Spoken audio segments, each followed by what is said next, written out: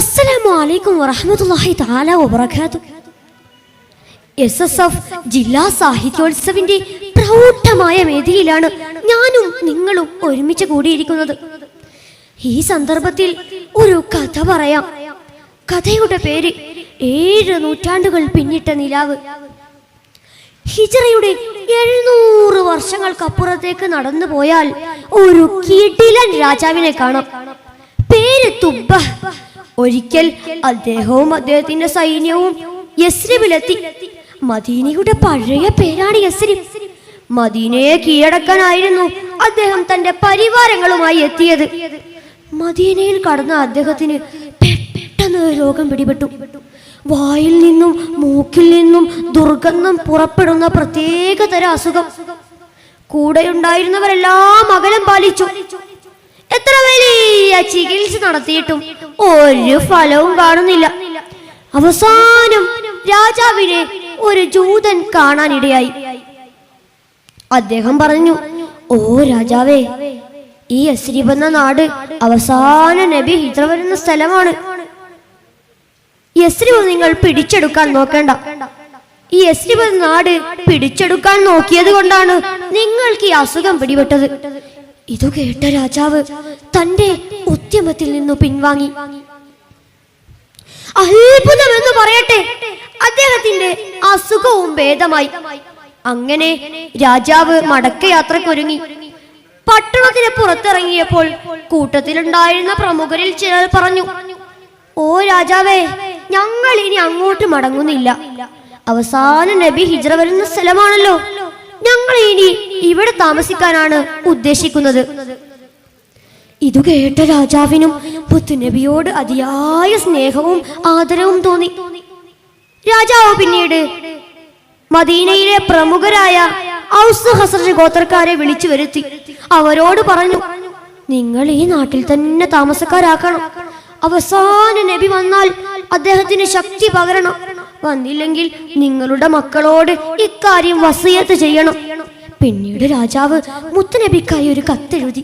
കത്തിപ്രകാരമായിരുന്നു, "ഞാൻ അങ്ങയെയും അങ്ങ് കൊണ്ടുവരുന്ന ഗ്രന്ഥത്തെയും വിശ്വസിച്ചിരിക്കുന്നു. അങ്ങ് എനിക്ക് വേണ്ടി ശുപാർശ ചെയ്യണം. അന്ത്യനാളിൽ എന്നെ മറക്കരുതേ." തുടർന്ന് കത്ത് സീൽ ചെയ്തി അഡ്രസ് എഴുതി. ഔസ് ഖസ്റജ് ഗോത്രക്കാരിൽ പ്രമുഖർക്ക് കത്തു കൈമാറി. കൂടാതെ മുത്തുനബി മദീനയിലെത്തിയാൽ താമസിക്കാനായി ഒരു വീടും തുബ്ബ രാജാവ് പണിതു കൊടുത്തു. വർഷങ്ങൾ പിന്നിട്ടു.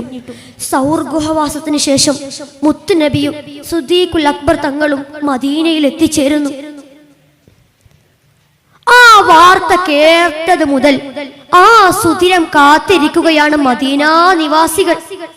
മുത്തുനബി മക്കയിൽ നിന്ന് പുറപ്പെട്ടു എന്ന വാർത്ത അറിഞ്ഞത് മുതൽ എല്ലാ പ്രഭാതത്തിന് ശേഷവും അവർ പട്ടണത്തിന് പുറത്തു ചെന്ന് കാത്തു നിൽക്കും. വെയിൽ ചൂടാവുമ്പോൾ മരത്തണൽ പറ്റും.